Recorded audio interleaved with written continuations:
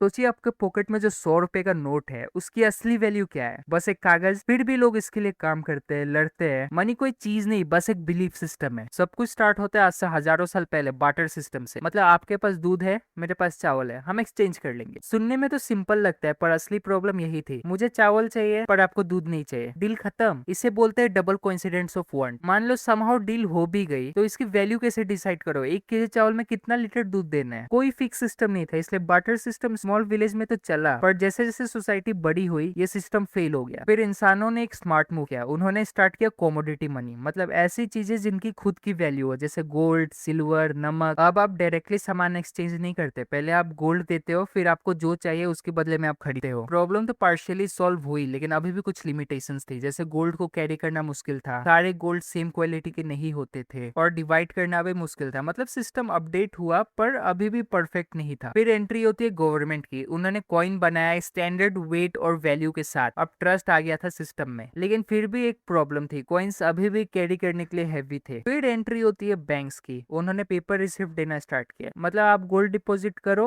और बदले में रिसिप्ट ले जाओ। ये पेपर था रिप्रेजेंटेटिव मनी, मतलब जब चाहो इस पेपर को गोल्ड में कन्वर्ट कर सकते थे। लेकिन गेम फिर पूरी तरह से चेंज हो गया। गवर्नमेंट ने बोला गोल्ड की जरूरत नहीं, ये पेपर ही मनी है। और यहाँ से स्टार्ट हुआ फिएट मनी सिस्टम। आज हम जो रुपए, डॉलर, यूरो करते हैं उनकी खुद की कोई वैल्यू नहीं हो, सिर्फ गवर्नमेंट बोलती है इसकी वैल्यू है और हम मान लेते हैं। डिजिटल मनी अब हुआ नेक्स्ट लेवल का अपडेट। अब हमें कैश भी रखने की जरूरत नहीं है, सब कुछ फोन में है। एप्स जैसे गूगल पे, फोन पे, इन सब ने पैसों को पूरी तरह से इनविजिबल बना दिया। अब पैसे सिर्फ हमारे फोन के स्क्रीन पे दिखते हैं। Fast yes, convenient yes, but control किसके पास है? बैंक्स और गवर्नमेंट के पास। मतलब तुम्हारे पैसा टेक्निकली तुम्हारे नहीं है, सिस्टम्स के अंदर लॉक। फिर आता है सबसे controversial phase, bitcoin. Concept simple है, नो बैंक, नो गवर्नमेंट, सिर्फ कोड। ये चलता है ब्लॉकचेन पे, मतलब हर ट्रांजेक्शन पब्लिक रिकॉर्ड में स्टोर्ड होता है। इसका एडवांटेज है कि ये डिसेंट्रलाइज होता है, इसमें मतलब गवर्नमेंट इसको कंट्रोल नहीं कर सकती, और इसका सप्लाई लिमिटेड होता है, और ये काफी ज्यादा ट्रांसपेरेंट होता है। लेकिन इसका सबसे बड़ा प्रॉब्लम है हाई वोलेटिलिटी। कभी प्राइस ऊपर, कभी प्राइस नीचे, सब जगह एक्सेप्ट नहीं होता। बहुत से लोग इसमें इन्वेस्ट के नाम पे